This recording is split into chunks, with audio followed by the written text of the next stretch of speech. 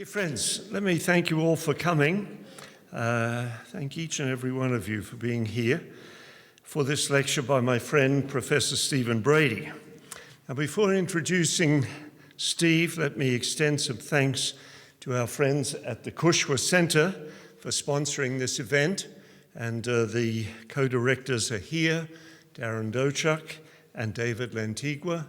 And I'm very grateful to you both for your support and for allowing me, Bill Muscamble, to do this introduction.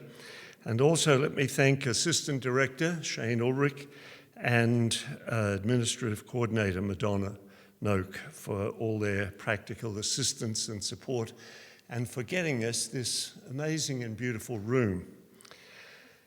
Now, I should also thank the Department of American Studies, represented here by Pete Kiker, for their co-sponsoring of the talk. And let me also take a moment to welcome Steve's wife, Monica, herself no stranger to Notre Dame because of her service in the Hesburgh Library, as well as Monica's mum, Carol, and her sister, Gianna. So we're glad that you're here with us. Now, I first met Steve Brady just a few short decades ago, back in another century. Steve was courageous enough to come to Notre Dame to study with a relatively young priest historian, namely myself.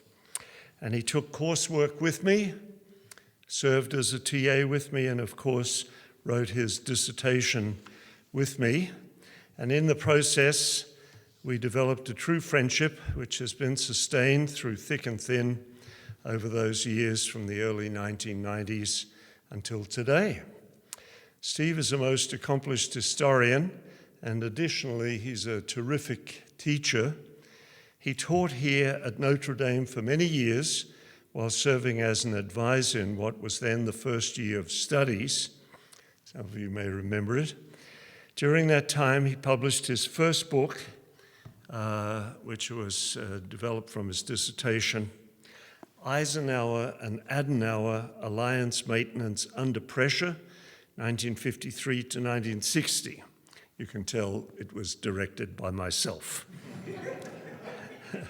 I am a splitter rather than a lumper in terms of topics. Anyway, with the dissolution of first year of studies, Steve left Notre Dame and moved to George Washington University in the nation's capital, where he has enjoyed wonderful success, both as a teacher and especially as a scholar. He published an important book, just a book that was researched in multiple archives in multiple languages, a book called Chain to History, Slavery and U.S. Foreign Relations to 1865 with Cornell University Press in 2022. And of course, recently, he has published Less Than Victory, American Catholics and the Vietnam War. He published that with Cambridge University Press. Now, in the interests of full disclosure, I must acknowledge that Less Than Victory is dedicated to the person doing the introduction this evening, and I'm deeply grateful and touched by the dedication. It reflects our long friendship. The book is a wonderful read, and I encourage you to purchase copies of it, which I think some folks have already been doing from our bookstore friends down there at the back. One of the things that I noted in reading the book once it was out in published form was how Steve's time at Notre Dame and his connections to folks here are reflected in the book. And let me just mention a few of those folks who receive thanks for their input or who assisted Steve with his research or who are mentioned in the book. Firstly, I should mention Professor Pete Kiker, who served as an external reader of the book and undoubtedly gave very helpful comments and suggestions. Dr. Michael Skaggs did some research work for Steve here in our own archives, and Steve draws on the work of Notre Dame historians, or historians trained here at Notre Dame, including my old mate Jeff Burns, Patricia McNeil, Scott Flipsy, Tuan Huang, Kathleen Cummings, Jared McBrady, Mary Linehan, and Jim McCartan, and I think there are probably others. And of course, he made particular use of Pete Kuyker's important book, Follow Your Conscience, The Catholic Church and the Spirit of the 60s. There may be other folk, but Steve also benefits from the work of our colleague and friend, Jonathan Nashell from IU South Bend, whose biography of Edward Lansdale helped provide a good knowledge of American actions in South Vietnam in the early 1960s. I'm very glad that Jonathan is with us. And Professor Tom Schwartz, Distinguished Professor of History at Vanderbilt, is a good friend of both Steve and myself, and he has come up today for this lecture, and he gave Steve encouragement and advice along the way, which I know Steve appreciated. So thanks, Tom, for making the trek up here to a slightly colder part of the country. Okay, dear friends, I know you've come to listen to Steve speak and not to hear me speak about Steve, but I can say that Steve is a historian who benefits well from the work of others and has a generous capacity to reveal it. He has thought about this topic for some time, but committed himself first to his work on slavery and U.S. foreign relations. And only when that was done, when that was completed, then he devoted himself to this study. And we can be very grateful that he brought his careful eye to a subject that can still stir emotions of some participants in the drama that he discusses. It's a pleasure for me to introduce my treasured friend, Stephen Brady, who will speak on the topic, American Catholics Debate the Vietnam War, Rights, Obligations, and Morality. Welcome, Steve. Thanks so much.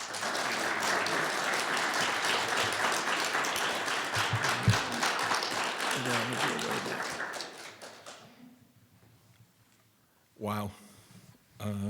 So I really realized when I come back here after all those years that it presents me with a problem that there's so many people that I have to thank. I'll thank Father Bill first and foremost for everything, above all his friendship, but also his mentorship.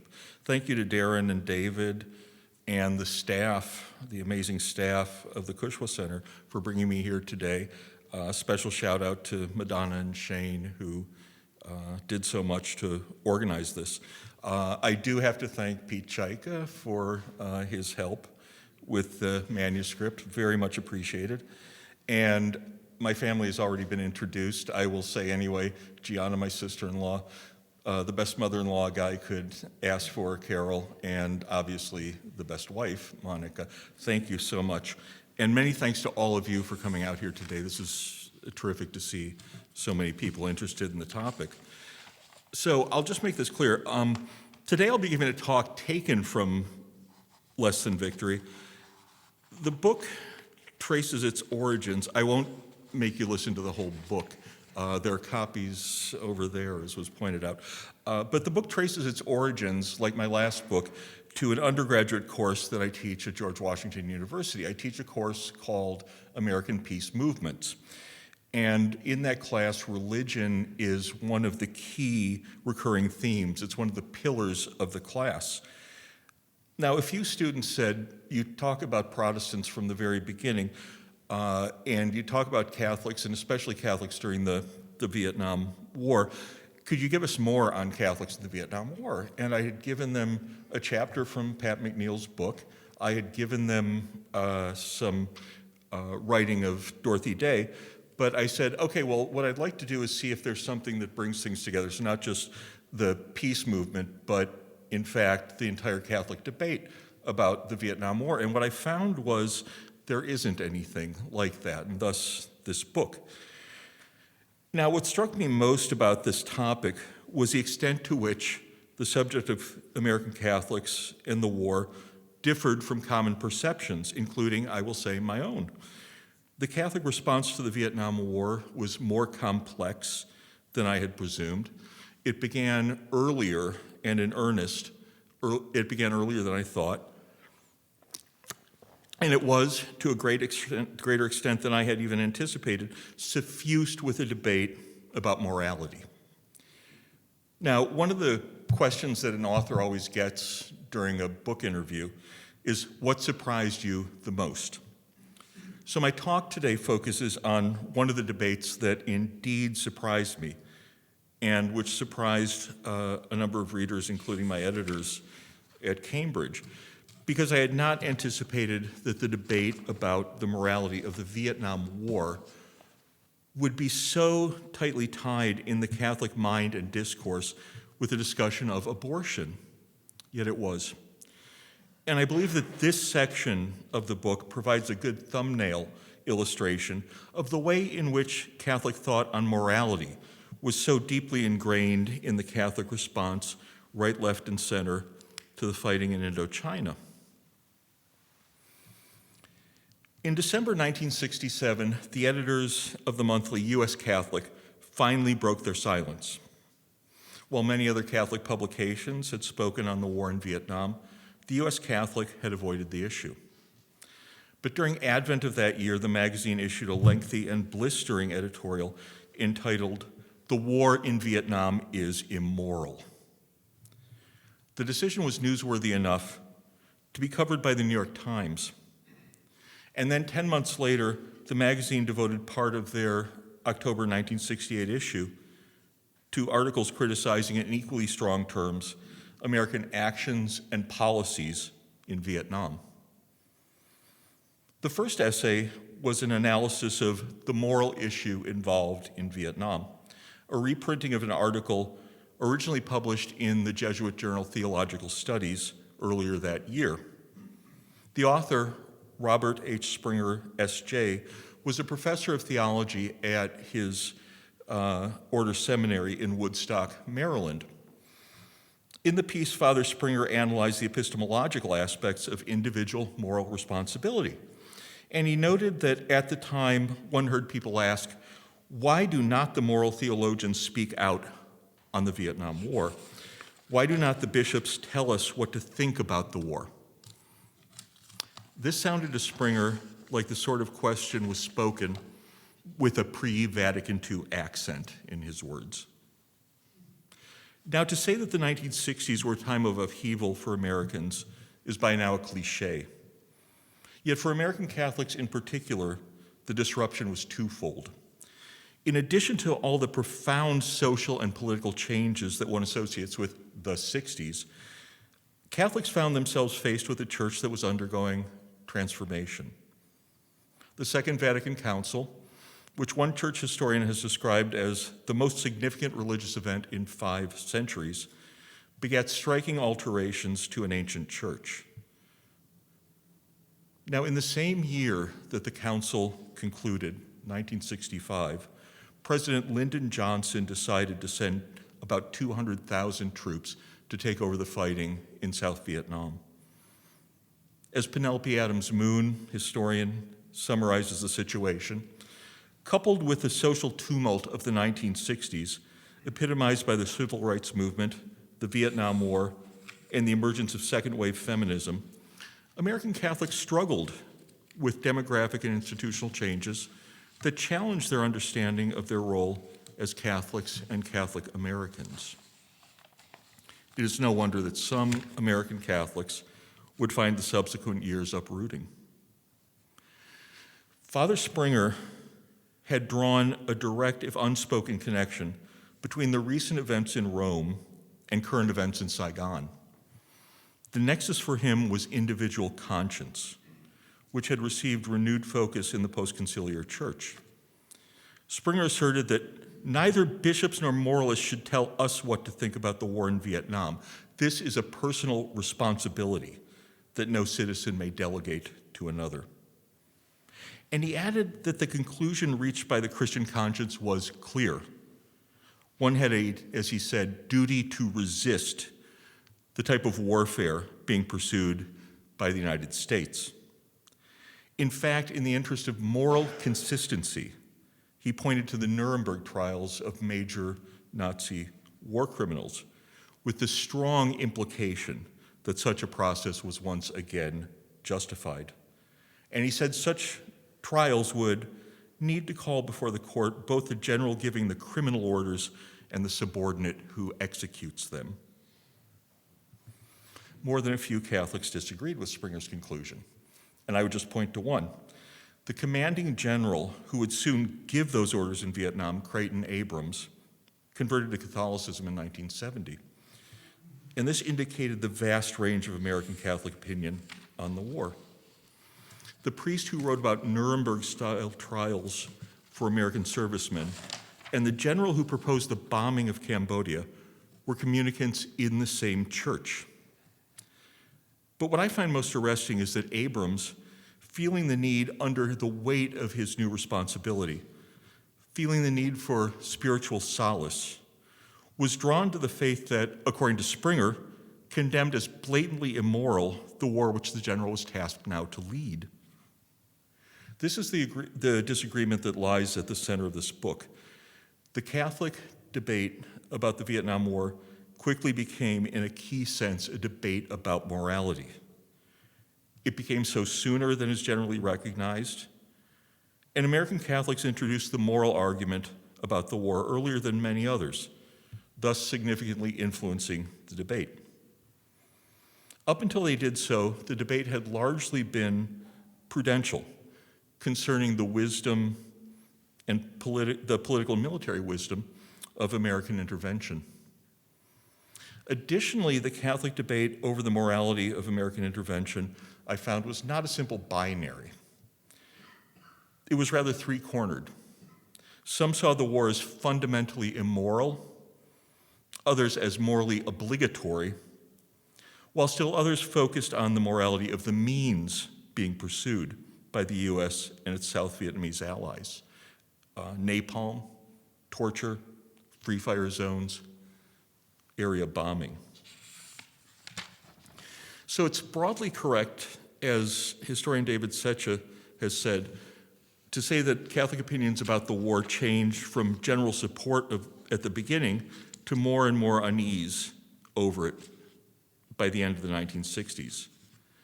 Yet Catholic attitudes towards the war were more complex and more varied from early on than the narrative of linear movement from support to opposition suggests.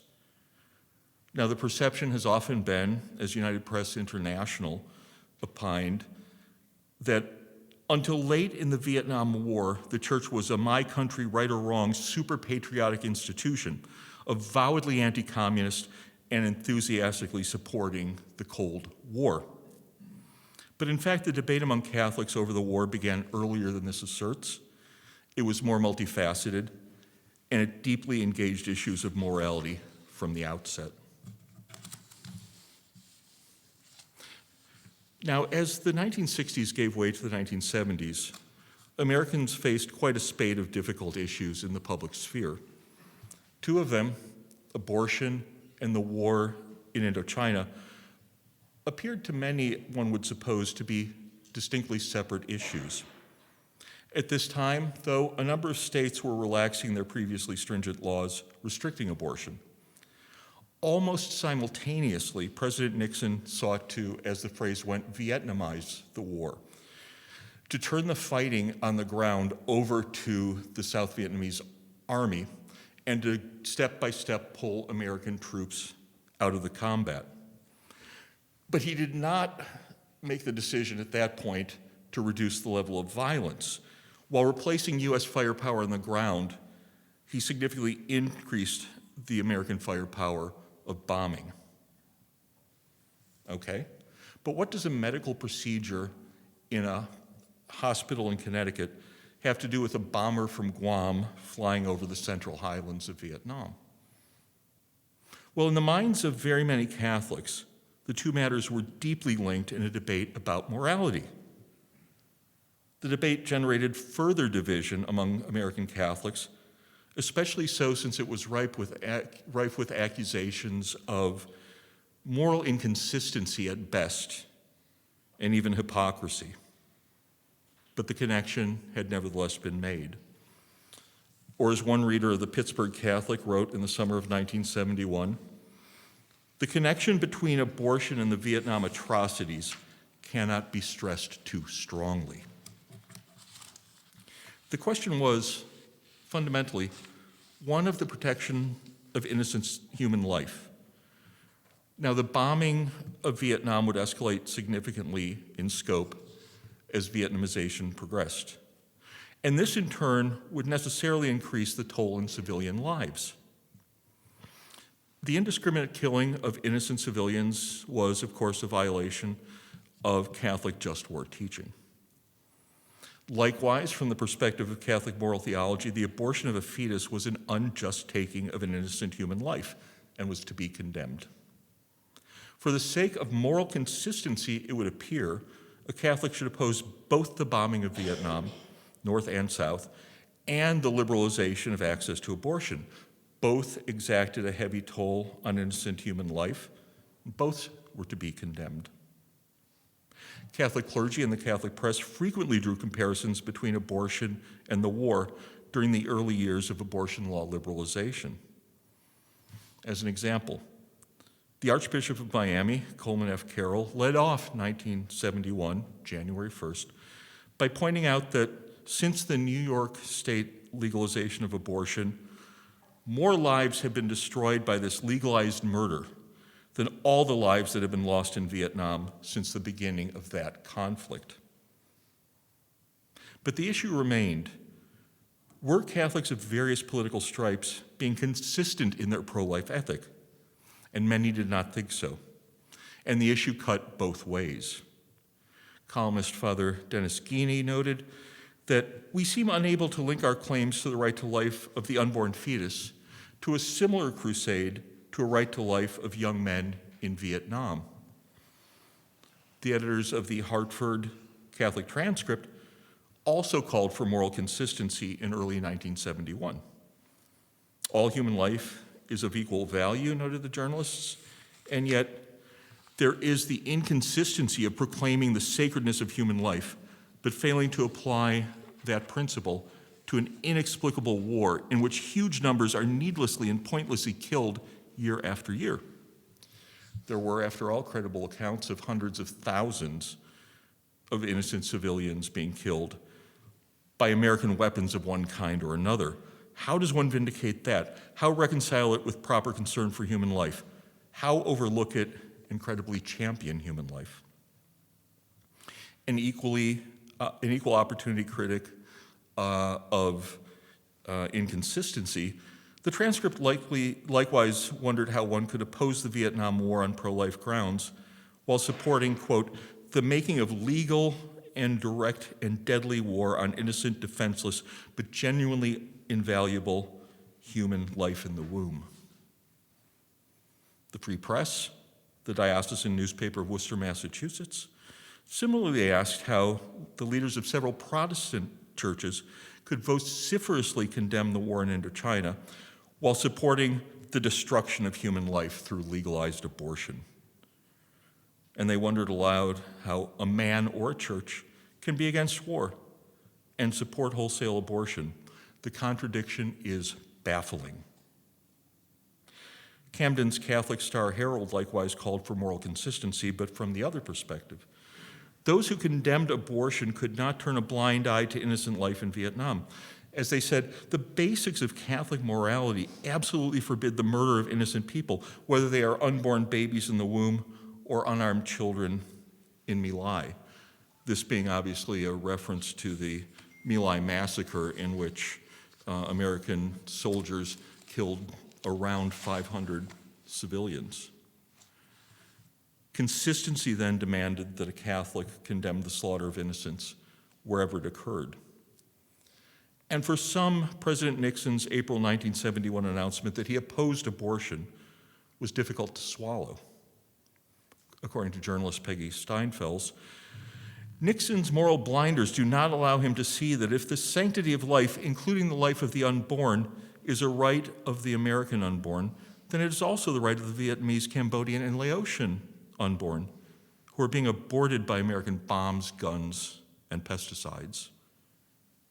The anti-war, by this time Pittsburgh Catholic, similarly asserted that Nixon's anti-abortion statements are understandably treated with scorn. But they said the president was not alone in this double standard. The church's case against abortion has also suffered from the proneness of Catholics under pressure of nationalistic passion to condone warfare with its vast automated slaughter. Calls for consistency from the church and its leadership tended to come most frequently from opponents of the war, since official church opposition to abortion was hardly in question.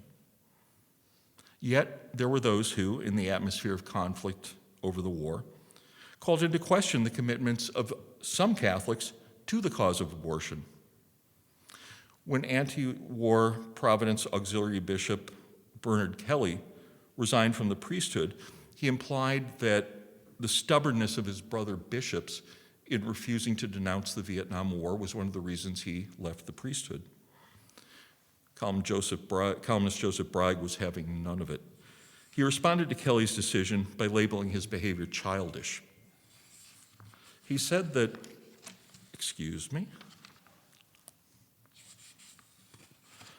one simply did not walk out when an issue of the greatest moral significance was at stake, not even if everybody else in the church held a view contrary to his own about the war.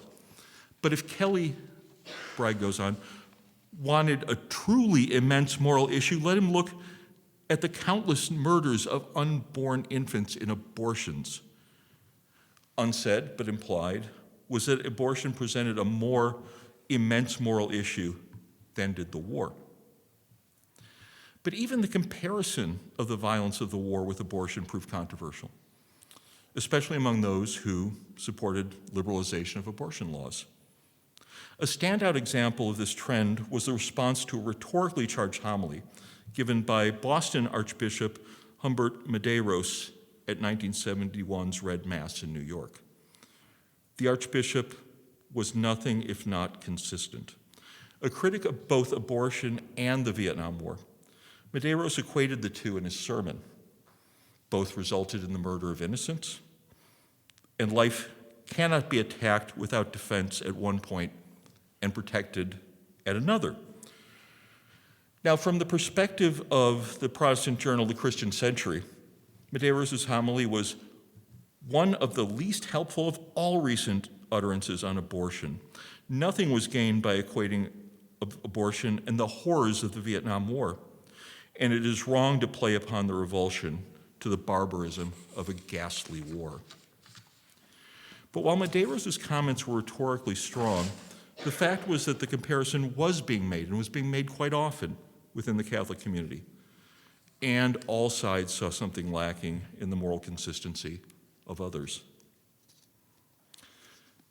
Now, in a 1972 essay endorsing Democratic presidential candidate George McGovern, the auxiliary bishop of Detroit, Thomas Gumbleton, addressed an issue other than the war that was very much on the U.S. Catholic mind: abortion. The bishop, while endorsing McGovern, had to acknowledge that on one important issue, Senator McGovern's personal position does not seem to me to be pro-life. Anyone who mourns the senseless burning of a napalm child should also evidence profound regard for the life of a fetus in the womb. A pro-life stance is possible and right in both situations. Still, the bishop did not feel deterred from voting for a candidate who pledged not to aid or support the current liberalization of abortion laws. Yet such reassurance only went so far when the candidate was running against an incumbent who had voiced clear anti-abortion views. The Catholic Church's position could not have been more clear. The taking of unborn human life was as much a moral wrong as the killing of any other human. Now, Nixon had justly taken much criticism from Catholic circles for some of his policies in Indochina, but on the abortion issue, Nixon was well covered. But there was a difficulty for the Catholic voter, which arose from, if I may put it this way, during the Nixon period, moral linkage of issues which were increasingly being discussed by Catholics in tandem. For instance, in April, Bishop David F. Cunningham of Syracuse drew a connection between the conscientious objector matter and abortion. Nixon had come down strongly against a generous amnesty for conscientious objectors, yet Cunningham came to the defense of those who broke civil law in the case of both the draft and anti-abortion actions. And in his mind, the nexus was moral conviction. If, for instance, a priest in the diocese, quote, took steps in conflict with the New York abortion law, I would certainly support him. Likewise, if a young man in conscience feels he cannot serve in a war, specifically the Indochina War, I would say he has an obligation to follow his conscience in the matter. We have someone who's written a book on following your conscience. The moral law and the civil law would come into conflict on occasion, and Cunningham says sometimes one has to make choices. But a salient question for U.S. Catholics appeared to be whether to vote for the candidate who took innocent lives in Indochina, Nixon, or one who was weak in protecting innocent life in the womb at home, McGovern. Some people thought guidance from the bishops was in order. Yet when they convened for their biannual meeting in 1972, the U.S. Catholic bishops were largely reluctant to discuss anything but abortion in the relevant committee. This did not, however, preclude an individual bishop from raising questions from the floor beyond the life issue narrowly defined. And at one point, Newark Auxiliary Bishop John Joseph Dougherty was in fact asked by a brother bishop how it was that Catholics can express so much concern for the life in the womb and yet fail to express similar concern for life in Vietnam. The bishop's response was certainly factually accurate, if not necessarily what one would call responsive to the question. Catholics, he observed, have been an immigrant people, and as such, there was felt a need to demonstrate loyalty, principally because that loyalty was suspect. They had done so in part by supporting the nation in its wars. So one of the questions was, how do you display loyalty to a nation while protesting what one considers immoral actions by its government during wartime? And this remained open to debate. But it was not only the bishops who expressed their concern about the related issues of war and abortion. Letters to Catholic editors addressing the two issues appeared frequently in the election year of 1972. A Pittsburgh area resident, for instance, wrote the diocesan paper to challenge the governor of Pennsylvania on his support for liberalizing abortion access in the state. How, she asked, could he and others strongly oppose the Vietnam War, yet at the same time callously condone the murder of the unborn? Such hypocrisy is nauseating. The concern about being hypocritical was at this time a particular concern for the Catholic left. Having been so strongly mobilized against the war, there seemed to be a philosophical inconsistency, as one journalist noted, in the fact that they were easy in accepting abortion. In other cases, things were clearer. The Sisters of Charity in Cincinnati needed to have no such worry. Declaring opposition to all actions that violated the principle that human life is sacred, they condemned the useless killing in Vietnam. In addition, the more than 1,000 sisters denounced abortion as well as euthanasia. So a consistent life ethic was clearly possible. It was, however, far from universal during wartime. A theologian, Richard McBrien, Father Richard McBrien, who will be known to some people here as having been a faculty member in the theology department, addressed the problem of moral consistency and its ramifications in his column in early November, noting that there were both opponents of the war who happened to be pro-abortion, as well as those who took an American Legion stand on the war. The circumstance was not conducive to discussion of Catholic moral theology, he said. The issue was so emotionally charged that the two sides just scream at each other. The two issues, he went on, had become so closely linked that every Christian arguing for one side in the debate has an obligation for the sake of the gospel's credibility to speak on both questions without equivocation. Without such honest and forthright communication about what he now called the double issue of abortion and the war. Without honest and forthright communication about the double issue, neither side will have a shred of credibility with the other. This was a problem, and the problem was only going to grow more pronounced when the U.S. Supreme Court finally spoke dispositively on the abortion question. This decision, too, would be viewed by numerous Catholics in light of the violence of the war. January 26, 1973, the Catholic Transcript ran a story about the end of America's combat in the Vietnam War. Very top of the page, large headlines. The United States signs a peace agreement in Paris with Hanoi.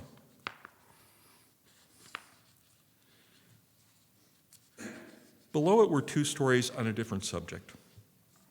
One of these was titled, "Court Denies Rights of Fetus as Person," because coincidentally, the day before Nixon made his announcement about the peace agreement in Paris, the Supreme Court's decision in the case of Roe v. Wade was made public. The Constitution now protected the right to abortion. Both developments were major stories, but for Catholics especially, they were also related stories. And in a sense, neither gave them much to celebrate. The nation's reaction to the peace agreement was generally quiet, according to the National Catholic News Service. The vast relief muted over the prisoner of war list, uncertainty whether there really was peace, and sorrow for the thousands of war dead who could claim no victory for their heroism. The University of Notre Dame, almost alone among American universities, held a convocation to mark the ceasefire. Yet as President Father Theodore Hesburgh remarked, there's really nothing to celebrate, no victory, and not even a certain peace. He then went on to link the Vietnam and abortion issues, the nexus being what he called an American moral insensitivity. John Cardinal Cody of Chicago expressed similar concerns at a Mass of Thanksgiving for the end of the war. While the nation mourned its war dead, the prelate said, it must also think of how many unborn will be lost because the High Court has taken away their right to life. With the war seemingly in the past, the fight for life was nowhere near over. No wonder one Catholic editor was moved to say that the public response to the Paris Agreement bordered on total apathy. But the National Catholic Reporter perceived the response to the ceasefire announcement differently, observing that the ceasefire agreement evoked joy among Catholics who have been working and praying for an end to our military intervention in Southeast Asia. But then, they went on, the Supreme Court decision in Roe crushed the hopes of Catholics who have been campaigning against the liberalization of state abortion laws.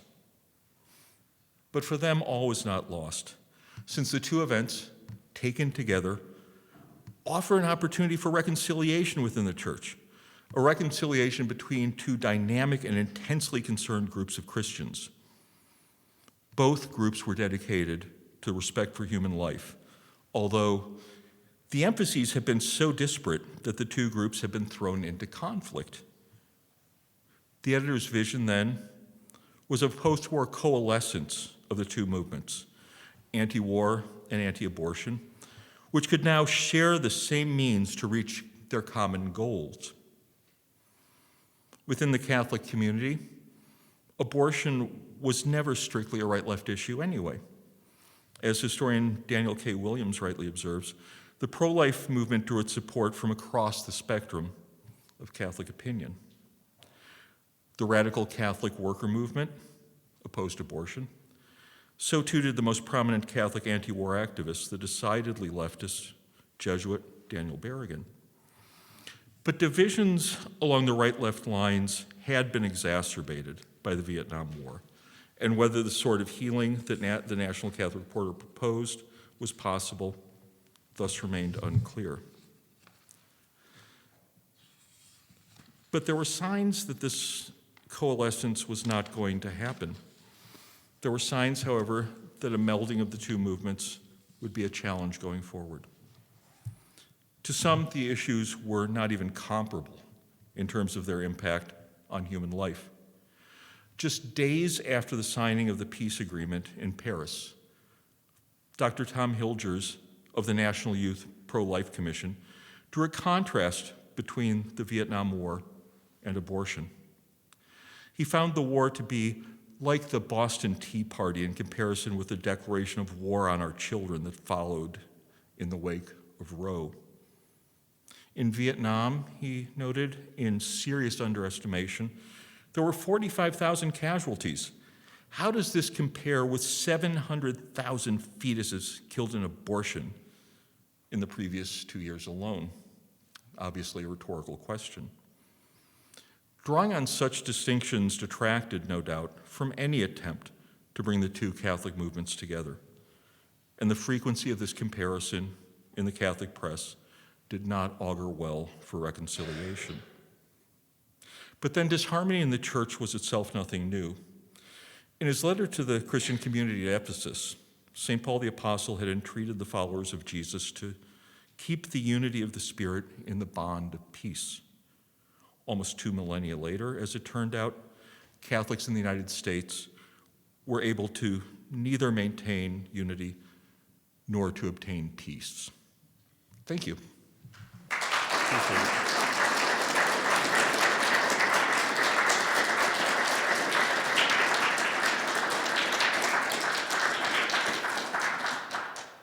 So we have some time for questions. Perhaps I'll just let Steve. Oh, and I should announce I'm very hearing impaired, so if I say speak up, it's, oh, excellent, never mind. Yeah. I'm used to doing this in class where my students will say, could you explain? Speak up.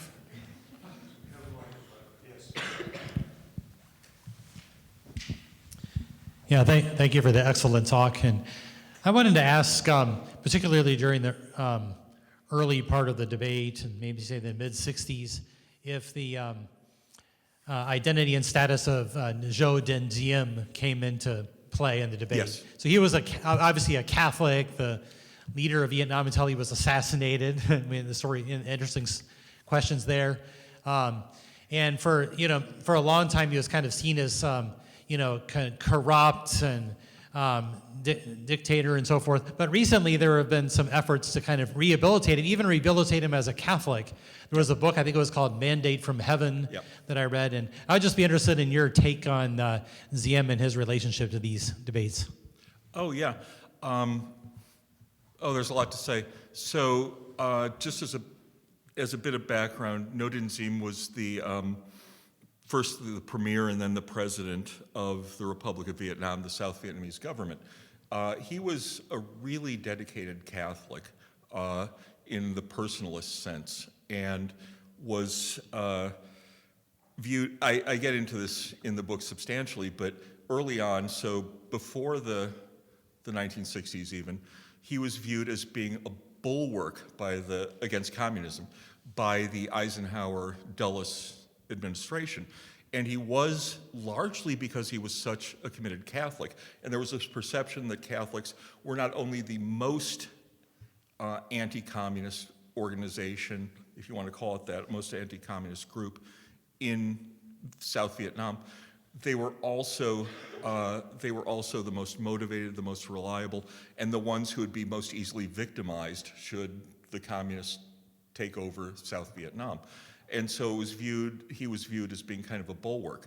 What I found really interesting, I don't know if this is part of what you're asking, but the United States ends up not too much later with a Catholic president, John F. Kennedy. And I found that there was absolutely no sense in which Kennedy really was concerned about Diem's Catholicism. He was concerned about whether or not he was able to conduct a government that could hold off the communists in the South. Ziem has been, like you say, rehabilitated to some extent. Certainly, his regime had some issues with corruption, but he himself was absolutely incorruptible. And so, does that get at what you were asking? Yeah. It's in the book. It's in the book. Yeah, absolutely. Thank you. Thank you.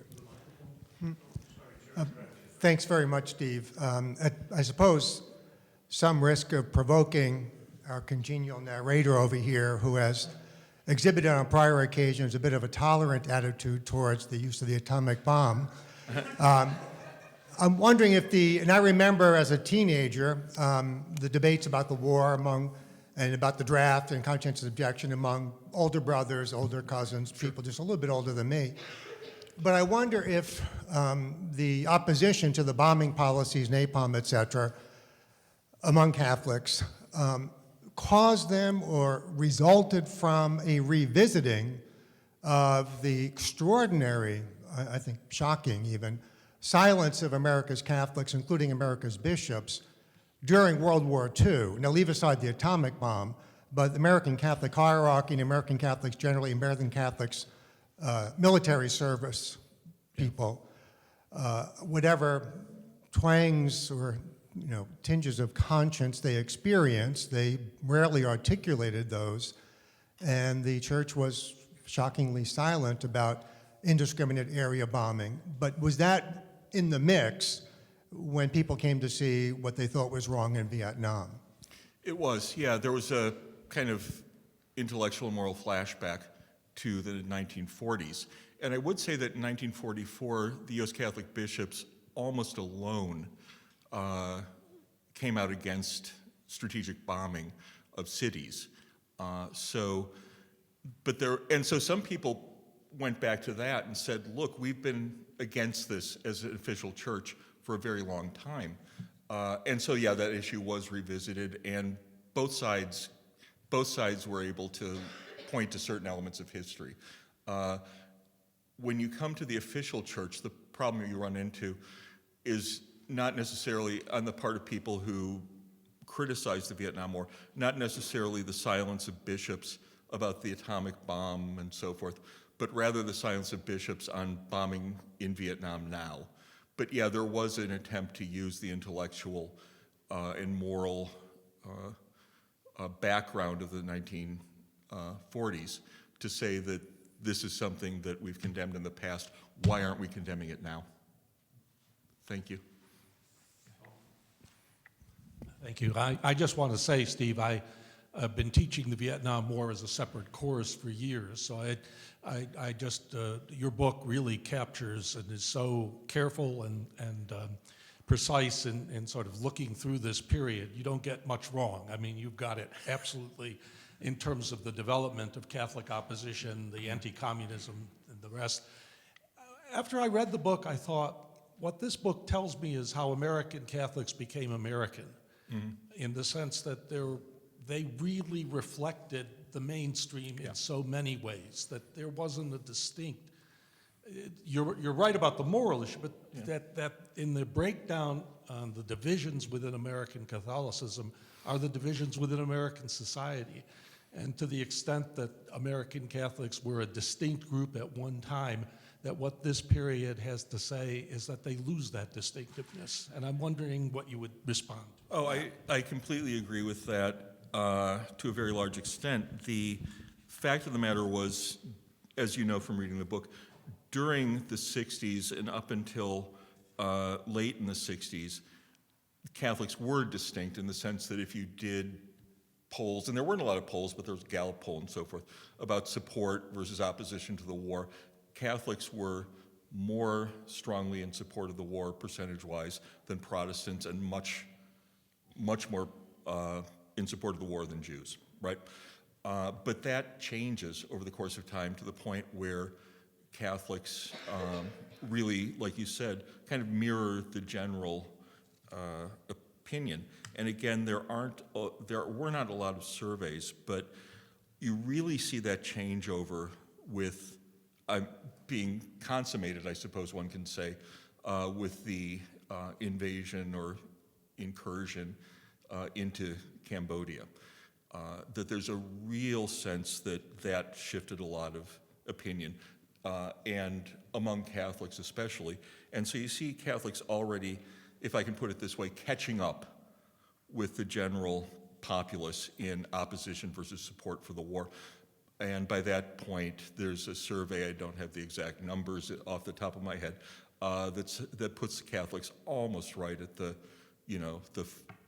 40, I think it was 49% to 45%, which mirrors essentially the population. And the one way, as you know, that I get into it extensively in the book is with ecumenism, that there's this breakdown of barriers, this so-called ghettoization of Catholics. And one of the things that really led that, which was something that Vatican II encouraged, was in fact the Vietnam War. The anti-Catholic activism initially was separate, but soon becomes very strongly ecumenical, right? So the umbrella organization, FOR, has a Catholic subgroup, the Catholic Peace Fellowship.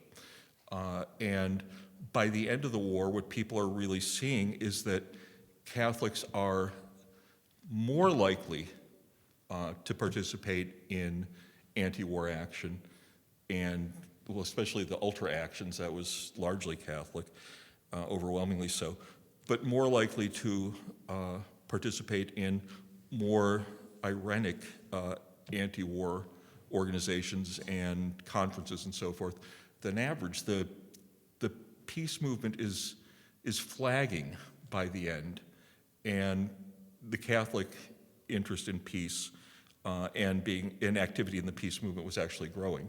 So I do think you're correct about that. Yeah, it almost provides a means of, not almost, it provides a means of Americanization, the peace movement. Yeah.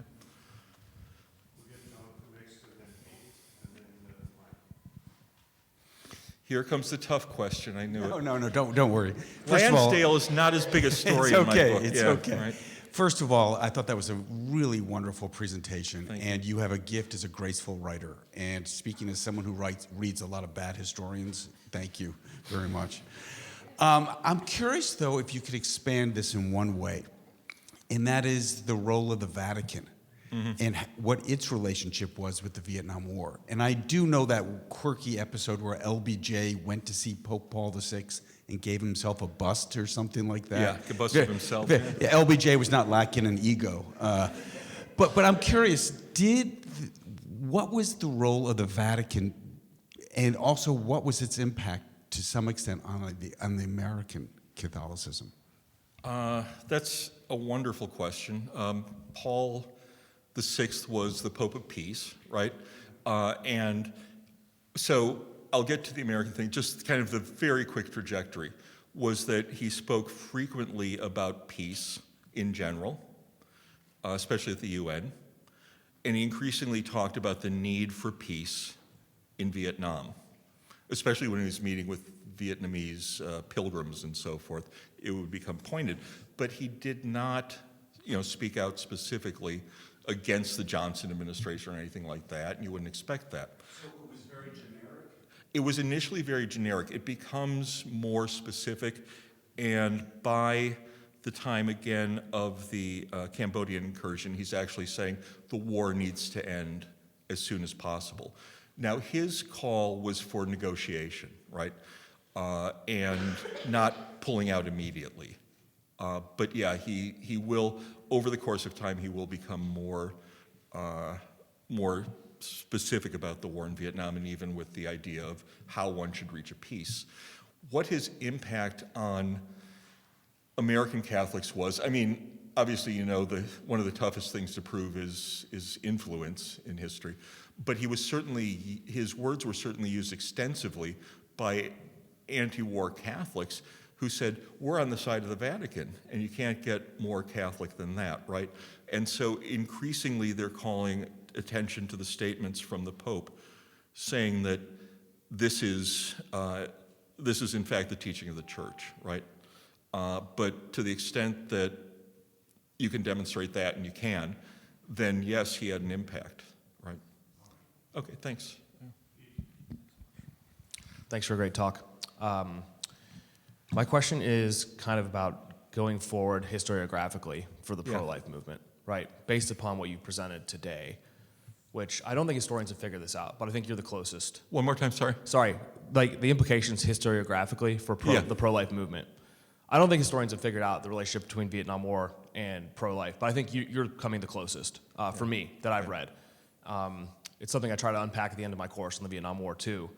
So what type of story do we tell about anti-abortion activism based upon this case study? I guess I see three things. One, story of origins. The origins of the pro-life movement is actually in anti-war activism, maybe. Part two would be, maybe it's a contingency or a conjunction overlap of war next to pro-life. That's the second story. I don't know where I was going to go with my third story, but I had it in my mind as I was asking this question. But a third sort of narrative device could be, I think there's other ways to think about this. But basically, what's the implication there? Because this is a big intervention in American historiography, like religious history, political history. People aren't thinking about the Vietnam War is tied so closely to this. I think the Medeiros quote really nails it. My third narrative was this, it just popped back in my mind.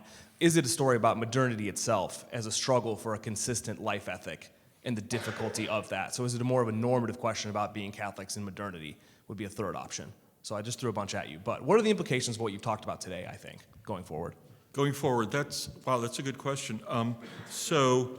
I think one of them is, this is, anybody who has read anything that I've written knows that contingency is a big factor in what I see, and that was your second question. But going forward, I think this is more of a question of the struggle for a consistent pro-life ethic. And that doesn't mean that I don't see this as a question of, how do Catholics integrate into broader society.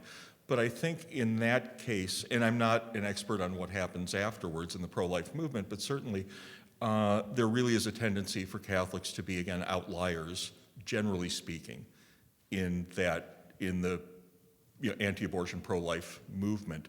And I think that this kind of provides a good indication of how that plays in connection with other issues that involve life and morality and consistency.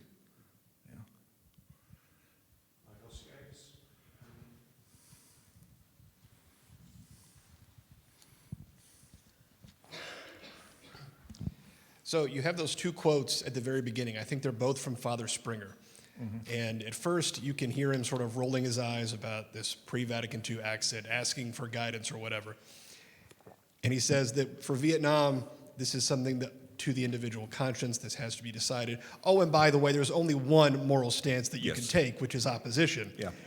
Which sounds like a pre-Vatican II accent to me as well. So we hear about sort of Catholics debating this in general, but I'm wondering what you found in terms of lay versus clerical opposition, whatever the stances happen to be. But if the post-Vatican II era is one of individual conscience and the laity not looking to the clergy for guidance on everything, how much dispute did you find between those two sort of groups? Oh, between groups who say that they should, are you saying follow the leadership? Well, sort of lay Catholics pushing back against clerics, whether they support or oppose the war. Oh, yeah. So I found both. Well, I should say I found it on both sides. So you've got the anti-war Catholics generally who say the bishop should be speaking out on this, the clergy should be giving homilies on this. And you've got situations where they can't. Archbishop Sheehan in Baltimore says you can't mention Vietnam from the pulpit, et cetera, et cetera. So there are people saying, why don't they speak out more? And finally, the November 1971 statement on the war in Indochina it's viewed by some as too little too late, right?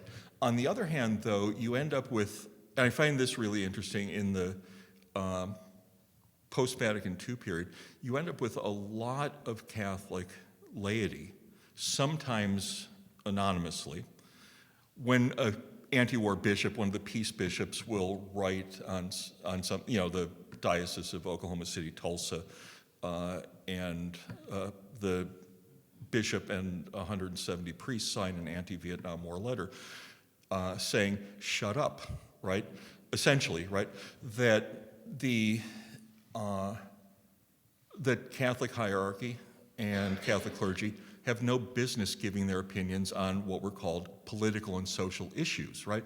Which I found interesting in the sense that, what's a more political and social issue than abortion?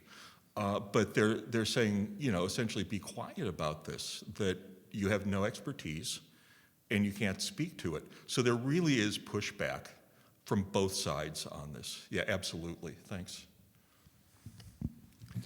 Thank you so much. I wanted to ask a question about, it might be outside the bounds of your book, and Sure. I'm excited to pick it up and read it, but I've been doing a lot of work on what was happening at Notre Dame in the Vietnam era, and specifically Hesburgh's role and trying to get a hold or a handle on the student response, which is infamous, I think, in terms of the 15-minute rule and protesting the presence of the CIA and Dow Chemical and doing interviews with students and things like that. But my question is, as an educator, a lifelong educator, it sounds like, what role do institutions, Catholic institutions, play pedagogically? If it were so, I guess my presumption here is that if it were so self-evident that abortion and the indiscriminate bombing are the same, one and the same, then why isn't that a logical conclusion that's drawn? It seems that there must be something missing in the CCD classes or something where we're not coming to that same conclusion at the same time. It's a bit of a naive question intentionally, but as someone who teaches history and has been around colleges and universities, both Catholic and otherwise, I wonder if you might weigh in on that. Sure, and this was not a setup question to sell more copies of the book, but I do follow what happens at Catholic universities with regard to the Vietnam War, right? And what you really find is if you're talking about lagging indicators, that's the Catholic University general, not the Catholic University that is my neighbor in DC, but that's Catholic colleges and universities in general, that not just the students, but the faculty are signing pro-intervention statements. I mean, sometimes overwhelmingly. At small colleges, you're getting hundreds of people and dozens of faculty supporting the Johnson policy. So not just American intervention, but Johnson's doing it wrong.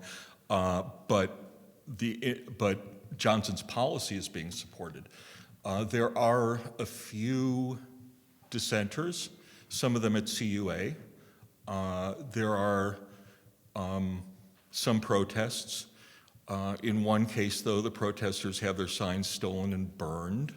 And so, and I don't try to do a sociological analysis of the Catholic College, but there is this sense in which, Catholics are presumed to be more deferential to leadership, more deferential to hierarchy. And so while you do get some opposition and protest even at Catholic colleges and universities, especially again after this major turning point, which is the incursion into Cambodia and then the Kent State shootings which followed, you do get more activism, but on college campuses, but it's always it's never Morningside Heights, it's never Berkeley, right? And so as to what's going wrong in the CCD classes, I took CCD and because I was in public school and there wasn't a lot of content there, but I'll let people who teach that subject talk about specifically that question. But clearly there was something missing in that debate. And part of it may have been and I'm speculating here, but I suspect I'm not that far off, it may have been the issue of trying to seem American, right? That you really show that you're American above all by participating, right? I mean, and this goes back, I always think about this, my grandfather was a veteran of World War I. Of the conscientious objectors in World War I, there were 4 Catholics, right? And so this is a way that Catholics move into the mainstream, show their loyalty. And that might, I think that's probably a cultural factor that helps explain that, yeah.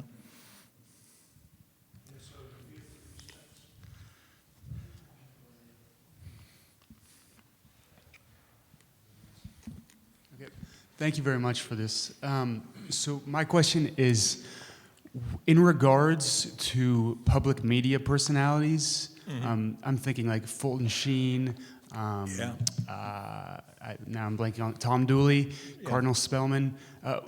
What's the role of these figures in the legacy leading into the 70s towards the end of the war?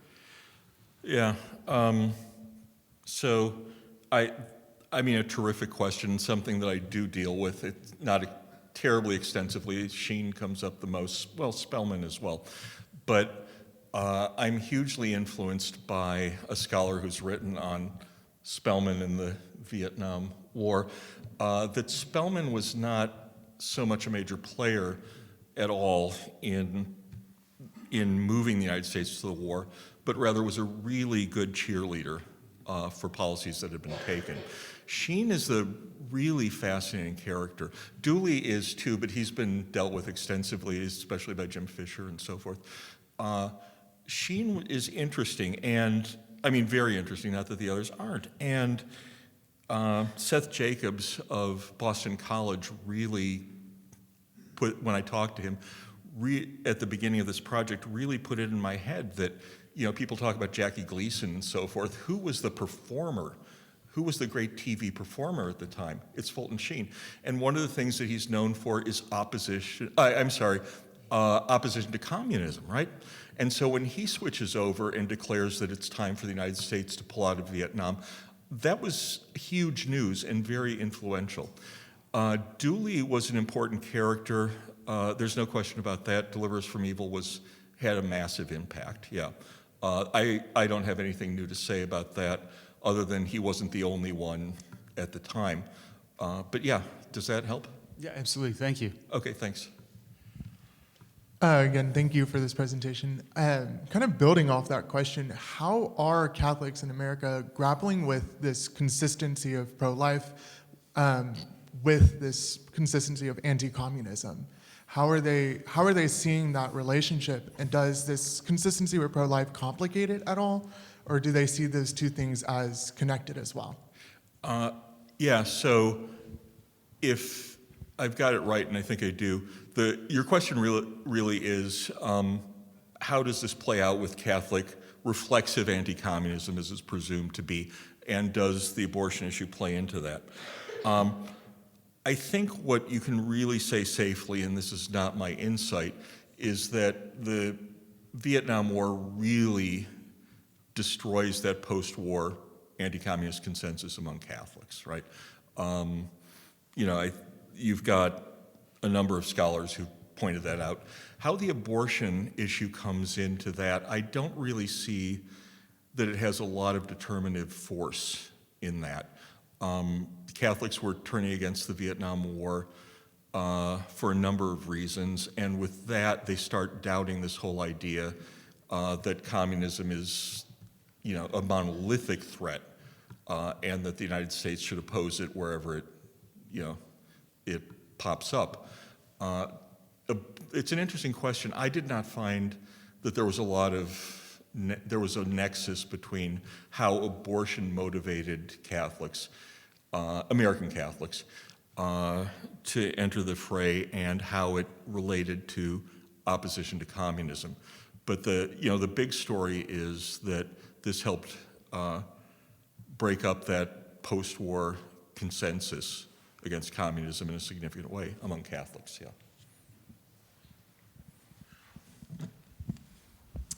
Thank you so much. My question, a comment and a question picks up on some threads from previous questions. One of them about the Vatican and its involvement And one of the things that stands out to me is that in 1965 with Gaudium et Spes, Yeah.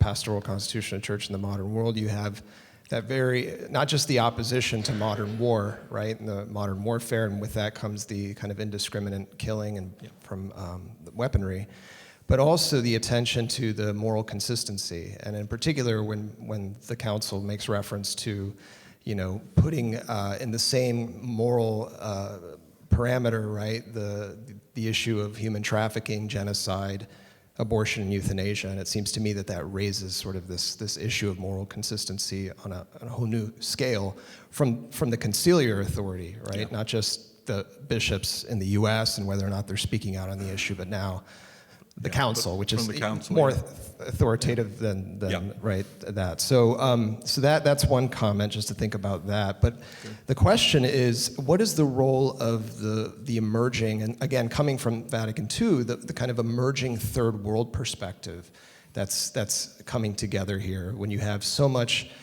representation from the global South at Vatican II, from Africa, Latin America, and South Asia. Like, how much is that factoring into this kind of solidarity? Because we're talking a lot about the solidarity with Rome, right, or solidarity in the U.S., but what about the solidarity with kind of, thinking about the Cold War in the global South, and if that kind of emerges as an important way of rallying together on this issue? Yeah, and I think that really comes up especially, I'll qualify this, that really comes up especially towards the end, but after the Vietnam War is over, in the influence that it has on American Catholics, with one exception, and that one is really problematic, because when the American Catholic bishops in November of '71 come out against the Vietnam War, there's protest against that, right? So these are global South, right? And people bring this up some critics of the statement bring this up specifically, which is, you didn't talk to those people. Talk to the bishops there. Talk to the bishops there. I bet they don't come to the same conclusion about the war that you did. Right? Oh, in South Vietnam, I'm sorry. Yeah, I apologize, yeah. So the bishops in South Vietnam, I bet they won't come to the same conclusion that you did. And so there is this tendency to start referring to Catholics in other areas, but I didn't come across much of that at all with regard to the Vietnam War, with the exception of people who say we have to take the South Vietnamese Catholic opinion into this equation before we speak on it, magisterially. So I can take the prerogative of asking the final question, and that would be, what is the Catholic perspective on the aftermath, post-1975, and the defeat of South Vietnam, but then Cambodia, horrific re-education camps, 1 million refugees leaving, etc. Do Catholics have anything to say about the aftermath? And of course, a significant number of those Vietnamese refugees come to the United States. Yeah, they do. So what I found not really that surprising was that, but really relevant to your question, was that a lot of the folks who opposed the war during the war came out very strongly against communist policies in Vietnam, and obviously the Cambodian genocide. So it's not like these folks are being inconsistent about that issue at all. The post-war, people talk about the peace movement, it's movements, right? The post-war peace movement in the 70s after the Vietnam War, this is considered to be the dead time for it. But this is not true for Catholics. And the Catholic peace movement is ratcheting up. From reading the book that I play out the ramifications of that. But yeah, I did find, most of it didn't make it into the book, but I did find that there was a consistency, that people who said that having political prisoners in South Vietnam during the war was no different from having political prisoners once the communist North takes over the South. Yeah, so I did see a lot of consistency there. Maybe that's the next book. Oh, wait, What no, about, is there any connection between the Catholic anti-war movement and then the Catholic movement for arms control or against nuclear weapons and so forth that ends up in the challenge of peace and so forth? Is there Absolutely, absolutely, yeah. Hang on, losing my voice here. You use Jared McBrady and so forth in your book. Yeah, so to kind of play upon what I just said, the Catholic peace movement doesn't flag at all after the end of the Vietnam War, which, you know, I want to emphasize was April of 75, not January of 73, right? But it moves into other areas. One is obviously, you know, human rights in Latin America, but another one is nuclear weapons. And one of the big stories is that the intellectual and organizational tools that were developed in protest against the Vietnam War are brought specifically to the anti-nuclear movement. So direct action, pouring of blood, and active destruction were all part of the anti-nuclear movement. So that's one. And two, you know, it's, again, influence is hard to prove, but it, you know, really is the case that with Catholic anti-war activism moving into Catholic anti-nuclear activism, you get this rejuvenation of general, everybody says ecumenical, but it's interreligious. Jews are very involved in this too. You get this revivification of the anti-war movement over, especially in this case, the issue of nuclear weapons, to the extent where the Reagan administration has to call in Catholics in the administration to defend their policies, yeah. Dear friends, thanks again for everyone for being here. Let's thank Professor Brady again. Thank you very much.